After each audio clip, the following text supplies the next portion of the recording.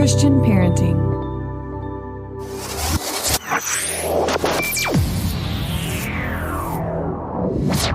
Are you struggling to balance your modern life and your faith? You're in the right place. Welcome to the Legacy Dads Podcast with Lance and Dante, offering biblical-based wisdom and that weekly dose of what truly works in men's lives. The Legacy Dads Podcast, real men, authentic faith. Here are your hosts of the Legacy Dads Podcast. They're authentic, transparent, and not always politically correct. Lance and Dante. Hey everyone, Dante, my partner Lance. Lance, how you doing? It's 2021, so I'm better. We made it. We're wishing you a happy and prosperous new year. We hope that you were blessed over this Christmas season and had a wonderful New Year's to celebrate. Obviously, in all the craziness called life, Lance and I have been absent since about mid-December. I think it was the 14th.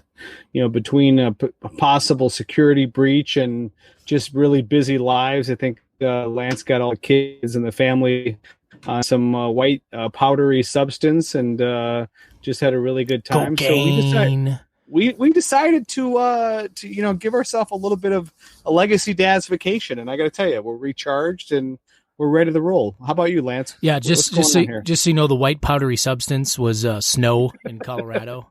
Oh, it wasn't cocaine? No. Okay, good. No, we're not back in '84 on Wall Street or anything like that. So, it was good. We had a good time. Had both kids home for the first time in 10 months. And we had to take all these safety precautions to travel over.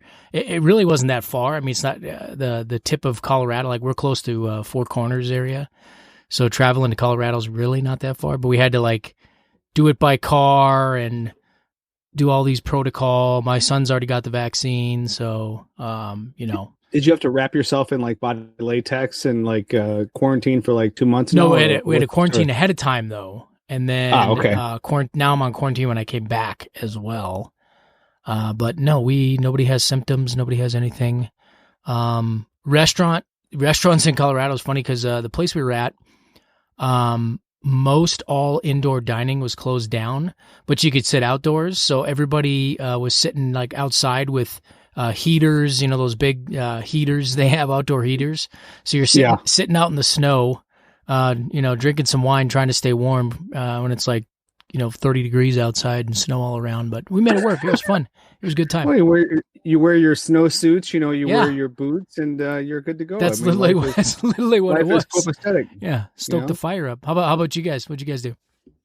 We were really tame. We did our usual Christmas Eve tradition, went to our church service, and then we came back and we carried in dinner. Kids actually loved it. And then we watched our annual Elf movie, and then we opened a present, and then we went to bed. And we teenagers now, so we weren't in a hurry to get up at the butt crack of dawn. Yeah. But, celebrated Christmas Day, and then we had dinner with some good friends and their parents and ate like kings, and we did a family Christmas over the weekend. And I'll tell you, it was just it was really nice. It was stoic. It wasn't its usual craziness with the big family members, given the time we're in. But I'll tell you, we really enjoyed it. I mean, thoroughly. We're really, really thankful. Really a lot to be giving God the glory for this year. Yeah, it was funny. So my wife actually found for Christmas Eve, it was a drive-in Christmas Eve service, candlelight service. Awesome. With a Methodist church out in Colorado. And so it was literally you fill in, everybody drove in, you filled in the parking lot, socially distancing, and then they gave you a sanitized bag with, enough candles for all the members in your car. We did some worship, and they did a short little sermon, and we did a candlelight, silent night, all that stuff. It was kind of cool. Did you show up in a Winnebago, or were you actually in a vehicle? We were in the Jeep. So I thought you pull out the hose and do a little Griswold Christmas. That'd have been really good if we would have done that. They probably would have looked at us crazy if we were trying to pull into the parking lot with that thing or whatever. We could have got on the roof or something. If that robe of yours, that would have been epic. Oh yeah. Yeah. Well, let's get some business out of the way here before we begin the new year. Legacy Dads, Legacy Dads is your weekly dose of biblical manhood. This podcast is for men husbands and fathers in all stages of life, where we promote and advocate proven biblical principles for a lasting legacy. Yeah, and on that, I think, Dante, I mean, this brings us to the things that, as legacy dads, some things we should be striving for in 2021. Does that make sense? I mean, I think that's what we should start this thing off of, is we might as well have the right foot forward, buddy. That's all I'm after last year. We need the right foot forward in 2021. Let me tell you. Yeah, absolutely. So to start this thing off, first thing, guys, moving into 2021, we have to remember to pursue holiness and practice righteousness. Okay. As legacy dads, we need to be, we got to be serious about salvation in God. And I know if you're anything like me, I mean, 2020 hasn't been a stellar year. It's been difficult to get together. It's been difficult to worship. It's been difficult to do, accountability, small groups and stuff like that. So we have to remember this. We have to remember to pursue holiness and practice righteousness. The key to leading our families is by pursuing holiness and practicing righteousness. The Apostle Paul admonished Timothy regarding the pastorate when he said, "Keep a close watch on your life and on your doctrine," from 1 Timothy 4:16. So we need to, just ensuing, we need to be prophet, priest, and king to our families. Not that we're Christ to our families, but we need to be practicing and striving and modeling that for our families, that holiness and that righteousness. Would you agree with that, Dante? I like that, Lance. I like the idea that you say not perfect righteousness, because there's only one perfect person, Jesus Christ, but you say to practice it. And, that brings us to, what's next, and that's practicing humility. Lance, the older I get, the more I find myself searching for and looking for humble men, in my life. I thought you were going to say your glasses and your teeth, but yeah. Humble men and humble leaders. Okay. And, okay. We see leaders come and go both in the secular world and in the church, and we can see the devastation that's caused by bad leaders. Yet we can see the good that comes from, really good and centered in godlike leaders. And the world tells us to be leaders that require to be served rather than the great I am. And that, where it tells us that we should be serving others. So, I mean, to put us in perspective, we look at it from the world, scope, and that's like, we have to do everything for that leader or that personality, whether it's mega church or whether it's mega corporation or mega theme, and follow and give everything to that person. Yet the great I am, Jesus Christ, tells us, no, put a towel over your knee, get down and wash your servants, your fellow servants' feet, and, lead by serving. And I love that, because, this means legacy dads, as husbands and fathers, we are called to be the chief servant in our homes. And, Micah 6:8 says, "He has shown you, O man, what is good, and what does the Lord require of you, but to do justly, to love mercy, and to walk humbly with your God." Matthew 20:26 says, "It shall not be so among you, but whoever would be great among you must be your servant." And lastly, Ephesians 5:25 says, "Husbands, love your wives as Christ loved the church and gave himself up for her." And I think in practicing humility, it gives us a glimpse into what God calls of us as men of God, as disciples that he wants us to be. He wants us to be humble. Absolutely. So the next thing is to remember is that God's got this and we don't. God is sovereign over all, period. Exclamation point, God's in control. And if we know this, then why do we try to control things? Why do we try to, think that our great ideas is going to be better than what God's has? It's a fool's errand to believe that we can control others. A foolish person thinks that he can control the hearts of others. This is not God's love, but sinful, shameful pride, ego. And if that is you, then we need to repent of this before God and to our families. Thessalonians, we read that we are not only biological fathers, but we are also called to be spiritual fathers, in that we are to comfort, encourage, and urge each other to live a life worthy of Jesus Christ. And I got to get a book recommendation. I got to give a shout out to Joe and Jimmy over at Doctrine and Devotion. If you don't know who they are, go check out their podcast. Doc and Devo. Way more astute, theological, they read books and things, smart guys, but they did a book recommendation for a book. I'll give you the author too. Hang on one second. I don't want to mess this up. It's called Gentle and Lowly. And let me see if I can get the author here. Gentle and Lowly by Dane Ortland. So the book really goes into, there's a lot, throughout the New Testament, a lot about what the teachings of Jesus and the things Jesus did, and firsthand eyewitness accounts of Jesus. But this book takes one of the passages and really expounds on what is his heart for us? How does Jesus feel about us? And I think it's a really great book, and it really, I think it complements this when we understand the way what Christ did and how Christ loves us and feels about us. It makes us understand even more that we can let go and let God, and that God's got this and that we don't. So I highly recommend that, Gentle and Lowly by Dane Ortland. Go check that one out. What's next, Dante? We need to be provider. Most of us Christian husbands and fathers know that we have to provide for our wives and families materially, as we read in 1 Timothy 5:8. But if anyone does not provide for his relatives, and especially for members of his own household, he has denied the faith and is worse than an unbeliever. But what a lot of a Christian men really miss, especially in the American church, is our call to lead our families spiritually as well. That means that we are called to lead our family in worship. We're called to lead our family in reading the scriptures, in praying, in taking our family to church every Sunday. And, for those of us legacy dads that are out there as biological, physical, or, through stepdad or marriage, we need to take them to youth group. And if you are blessed with these kids, if we think that our job ends when we come home from work, we are truly missing the greatest call to ministry. And that is our mission field that God has given each and every one of us legacy dads. That's our family. Yeah. I don't know about you, Dante, but, Nancy and old Joey Biden, they're going to provide for me. I hear I'm getting a big fat check. And I don't have to work anymore. They're going to take care of all my needs.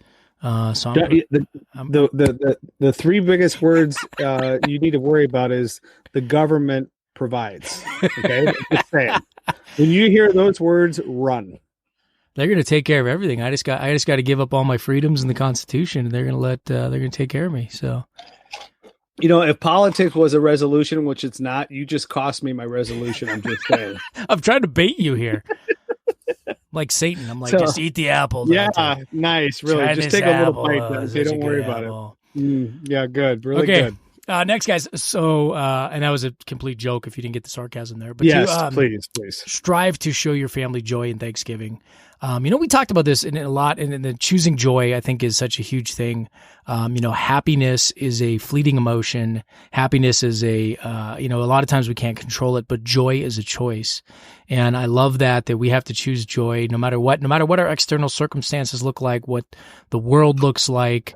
We can choose joy in Thanksgiving and have that state of mind. So dads out there, whether we like it or not, a lot of the time, or I'd probably say most of the time, we can set the tone in our homes.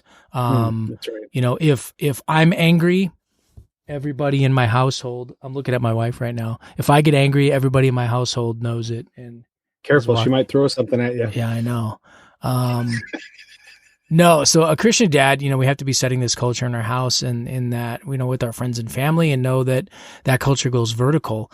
Don't miss this calling, and don't forget too, dads, that if we screw up in this aspect, if we lose our anger, if we get angry, or we lose control, or we yell or scream or whatever we do, we have to ask for forgiveness for that, and realize that is just Satan getting a grip on us, and whether you've got, like Dante and I, or Dante now, I should say, the moody and self-absorbed teenagers, or that overbearing, selfish toddler, or even the overwhelmed wife, are not the determining factors in our home. We are. We can pursue joy and be thankful for all the Lord has done. And we can sing songs. We can set a healthy culture in our home. We can choose to, turn on worship music and just set a positive tone and atmosphere in the house. there's no room for bad music, outside of some horrible lyrics and things like that. And there's no room for porn or any terrible, ungodly movies. So, we should be setting that tone and example in our home in all the facets of life. James 1:17 states that every good gift and every perfect gift is from above, coming down from the Father of lights, with whom there is no variation or shadow due to change. So, in keeping with that, we just have to remember that choosing joy and thanksgiving, and we set the tone in our home. And if that tone is in a negative place, then we need to turn that around, change that, whatever that is, whatever that mechanism is that you need to do that to get the happiness and the joy and thanksgiving back in the house. We need to set the example and be the first ones to be doing that. What's next, Dante? Another thing that legacy dads we should strive for and continue to do, especially in 2021, is love always and love unconditionally. I mean, there is no wife or child, Lance, that I'm sure in your experience that will ever tell someone that I was loved too much by my father. No. I mean, when I grew up, I lacked these 3 words from my dad. That was, I love you. But as I look back at my life and before he died and growing up as a kid, there was a lot that my dad did do for me, and he was always there. He was strict with me. He never missed a baseball game. He gave me a work ethic unmatched by many. I mean, I think there's very few that can work like I work. You might be the exception. But he taught me how to be a man. The only thing that he was lacking was a relationship with Jesus Christ growing up. But, thankfully God let me witness to my dad and see him come to know the Lord Jesus Christ. So when I was a new dad, it was just a perfect opportunity to just talk about the love of God and what he did for us by giving up his one and only son. And it's just exciting to watch, the chains of that were broken. And, my dad as becoming a Christian, necessarily wasn't one as a dad. And where he was lacking in stuff like that, he certainly made up as a grandfather. And I just want to encourage you guys, and the listeners is don't be the husband or the father who is stoic or reserved in expressing your love. You get this, Hollywood, motif, or you get this manly motif that, don't show emotions, don't show expression, and as I shared a little bit with my dad, I mean, it was closer to his deathbed, that I did hear these things. I mean, I used to hear them from my mom about what my dad said about me, but I got to tell you, it means a lot. I mean, the one thing that I was always striving to hear from my dad was that I turned into the man that he was hoping that I would be, that I would make him proud. But more important than any of that was the fact to know that my dad loved me and that was proud of me. So don't be that dad, don't be that husband that just withholds love just because that you think you're being a man. I think, and your wife will tell you, and friends will tell you, and a godly friend will tell you that you're more manly when you don't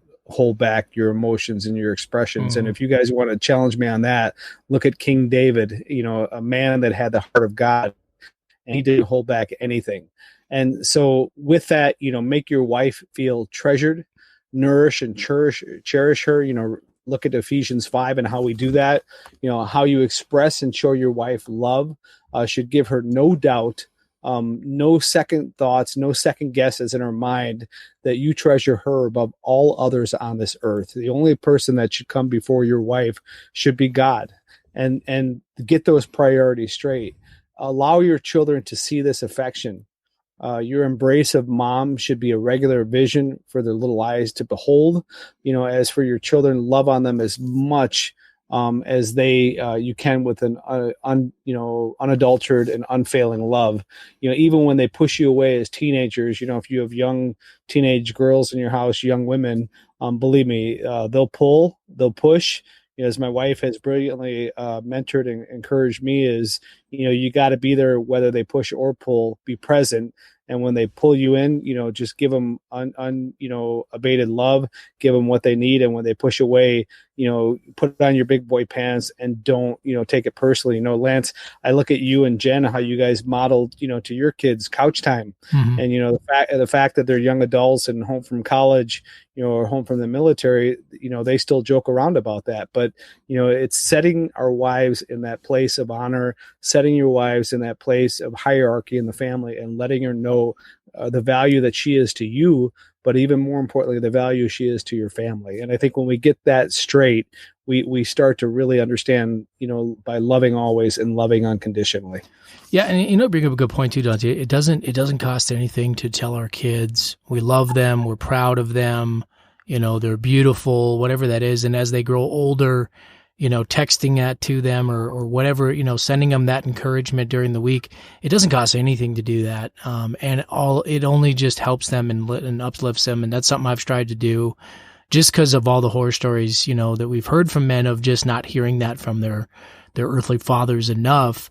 And it's just something I try to just do on a constant basis is just telling my kids, hey, I love you. I'm so proud of you. Even when they make mistakes, even when they fall short, hey, I love you. I'm proud, pick yourself up. You'll get through this. I'm proud of you. You can do it. Just that constant love, unconditional love and encouragement, that I think is so important. And that leads to the next one that, we've talked about often on the podcast, but let grace be the family blanket, the blanket that you have around your family. We talked about a lot about grace on the podcast here and on the blogs and about grace-based parenting in previous podcasts and in our blog.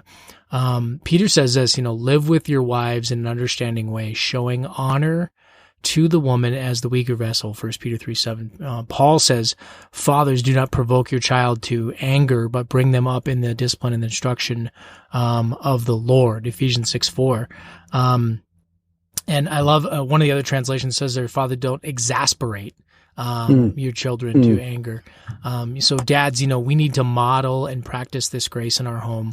Be sensitive to sin, even more sensitive to extending that same grace that we have received from our Father and through Jesus Christ.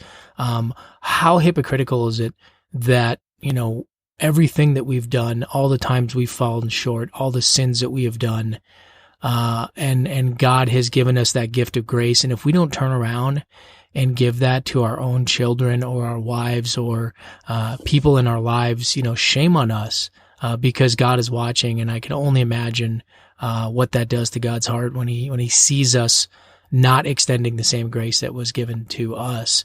Go back and read some of the parables. I think they illustrate that well of what happens when we withhold the same gifts that God has given to us. So be sensitive to sin and even more sensitive with extending this grace. Your wife and children, they should find you approachable, kind, gentle, and gracious. When they hear the word grace, it shouldn't be a foreign concept in their minds. It should be something that they know that, yeah, maybe dad's going to be disappointed or dad's going to lecture a little bit, but I know dad's going to love me unconditionally and show me that grace. That should be the tone, and that's the family blanket you want to have in your home. Dante, what do we got next?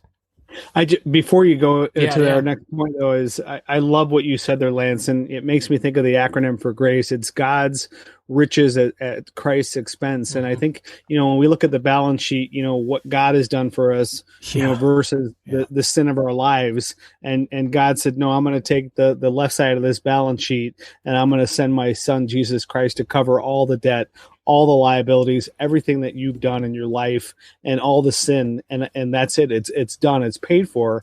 And it's Christ's expense that we have that. And so when you say what you just said about like our wife and our kids, I just see that grace and I see that expense. And it just overwhelms me in the sense of like, if I withhold this for my kids, if I withhold grace, even when they blow it, epically, or even when they sin, unbelievably, to sit there and say, but, you're going to make the exception and the example of them, given all that you've done and all that you've come through. And it starts changing the big narrative for me is, no, love them the way that God loves you. Forgive them the way that God forgives you. I love that, Lance. Thanks for sharing that. Yep. Next is to be strong and protect even when it's not needed. Yeah, get plenty of guns. Plenty of guns in the house.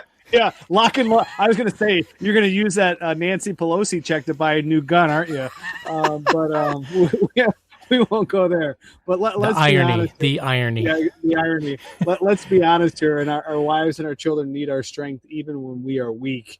Even in our weakness, we can point to the strongest power in the world and in our temples, our bodies, and that's pointing them to the Holy Spirit. our family needs our strength and guidance to God's Spirit in order to use that strength for their good. So we are called to serve as their defender.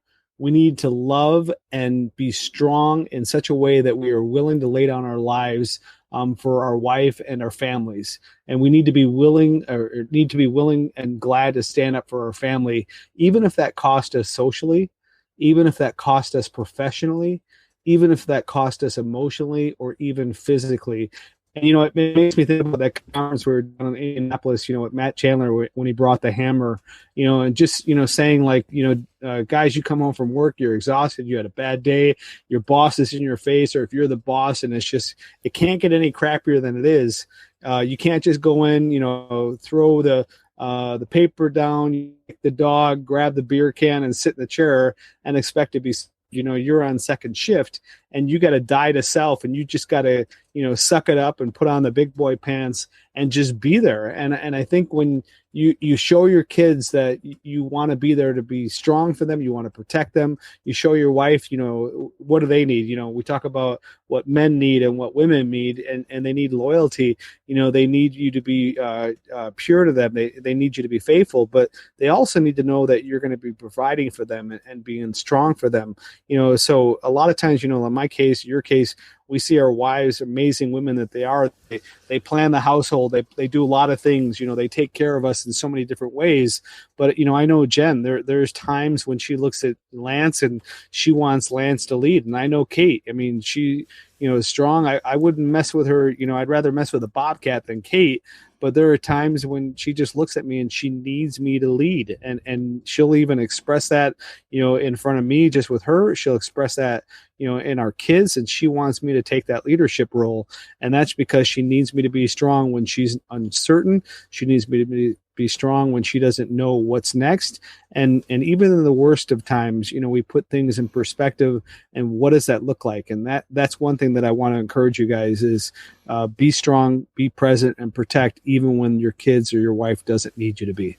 Yeah. Hey, before I get to this last one, Dante, I got to apologize to the listeners. So we started this thing over at Buy Us a Cup of Coffee, which is basically, if you remember the podcast we talked about, we're raising money for a Christian church over in Malawi.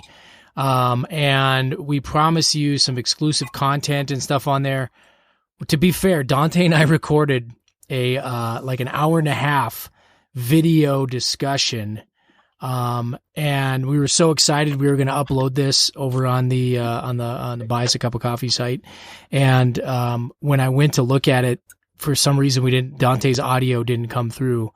So that was an epic fail on our part because we haven't done this before. So we're going to get more content up on there, guys. I'm going to start uploading some stuff over. I apologize. I know some of you guys have already subscribed over on there and are contributing, and we apologize we didn't get this stuff up sooner, but we will. Dante and I are going to re-record that and get some of that exclusive content up on there. And on that note, if you don't know what we're talking about, go to the website, legacydads.org, and there's a big link at the top. It says, buy me a cup of coffee. Click on that link. It'll take us over, and it'll show you everything. And what it is these are, it's basically a donation site where you'll get access, behind-the-scenes stuff, exclusive content, more in-depth discussions that we can talk about in private, not on the public podcast here.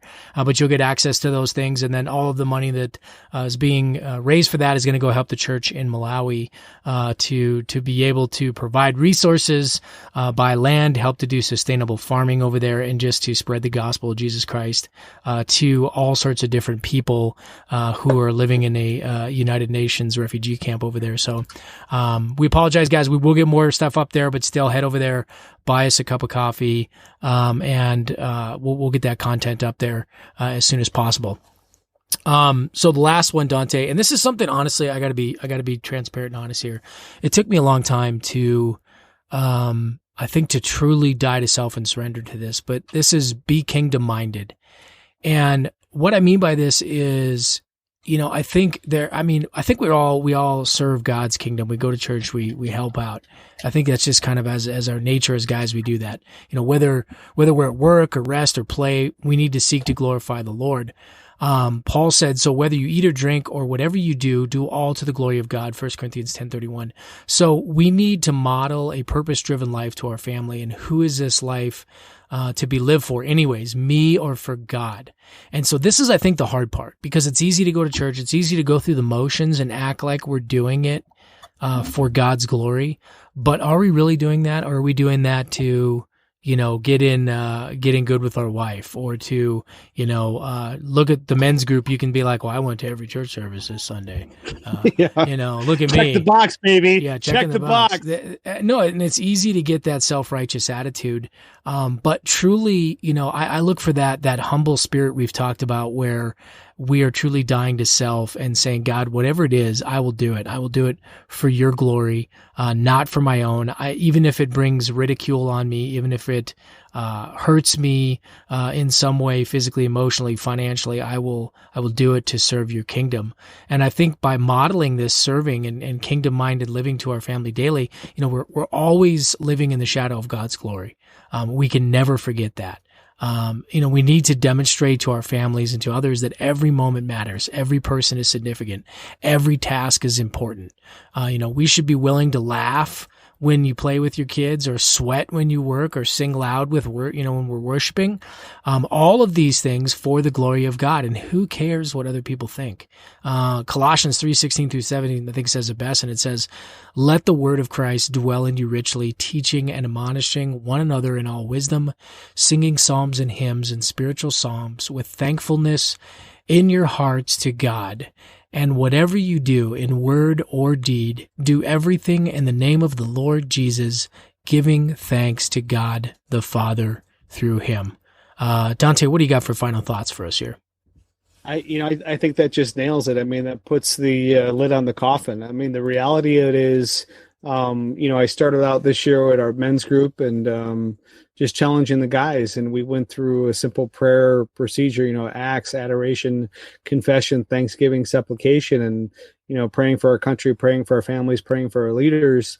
Just as a reminder, a lot of times the battle begins with prayer. And so, as you guys listen to this, as we, Lance and I talked about pursuing holiness and practicing righteousness, practicing humility, and God's got this. We don't. We need to be a provider.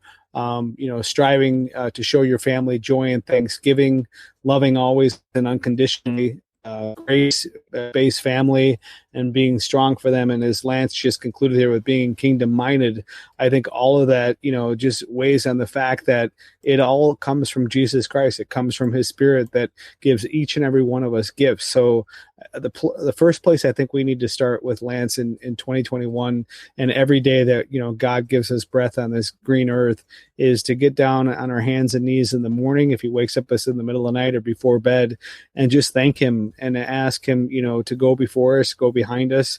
The God that has angel armies is to direct us. And the question that I left the men with the end of the year coming into the new year is, are we ready? And, with all the craziness, all the things going on the earth, all the theories, the, conspiracy theories, the biblical theories, all of that, I mean, we should constantly ask ourselves, if this is it, if I'm going to meet my maker tomorrow, if he takes us home or this earth home tomorrow, all of us that are going to bow a knee and confess with our tongues that Jesus Christ is Lord, is our name written in the book of life? If it is, then what have we done with the stewardship that he's given us to steward? Our time, our talent, and our treasure, and our family, and everything that we just went through here. I think it comes to you nailed it with the verse of Colossians 3, 16 and 17. Let the word of Christ dwell in you richly. Always be prepared to give an answer. And whatever you do in word or deed, do everything in the name of the Lord Jesus, giving thanks to God the Father. And it just starts with there, Lance. It's getting, a solid foundation of thanksgiving and just joy in what the Lord has done. And I think when we start to align ourselves, through prayer, letting the Spirit work on each and every one of our Neanderthal, heads and stubbornness, and just asking God to gently reveal the places that we need to put to death, the places that he just wants to grow and where he stretches us, but to be willing to move, be willing to lead, and be willing to be God's man this year. And, if not now, when? And, if not when, are we going to get to that point where we're bowing our knee before God and saying, I could have did things so much different? So, to end it on my part, Lance, is, for our listeners, for legacy dads, for those women that are listening silently to these podcasts, are you ready? Amen to that. And with that, guys, we want to say, as always, we thank you guys for your support. Welcome to 2021. As we said, head over to legacydads.org. Click on the link that says buy me a cup of coffee. If you want to get signed up for that exclusive content, behind the scenes, video stuff, more in-depth discussions, Bible studies, how to start a effective men's group, all that stuff we're going to be putting up on there. So you can head over and do that. You can also hit us up on the Facebook and Instagram on the gram. And go over there to the closed Facebook group, leave us a comment, join in a discussion, ask questions, whatever you want to do. And then also on Instagram, we've been putting, I've just been doing this recently. Let me know, guys. I've been putting a lot more just Bible verses and stuff on Instagram, as opposed to pictures of me and Dante in the gym or smoking cigars. I'm just trying to make it more kingdom focused, kingdom minded, like I said. But just being a positive influence on social media as well, trying to just do that a little bit. Let me know what you guys think on that. And as always, you can give us a great 5-star review. Head over to Apple Podcasts, Spotify, or Pandora. Give us a thumbs up, say you like it, leave a comment, whatever you feel like doing. We really appreciate that support. And with that, guys, we want to say, as always, we love you guys. We are praying for you guys. We will see you next time. Take care, and God bless. God bless. Thanks so much for listening to this episode of the Legacy Dads Podcast with Lance and Dante. Real men, authentic faith. For more great content and to stay up to date, visit legacydads.org and on Facebook.com/LegacyDads and on Twitter @Legacy_Dad. If you enjoyed today's episode, please review and subscribe, and we'll catch you next time on the Legacy Dads Podcast. Real men, authentic faith.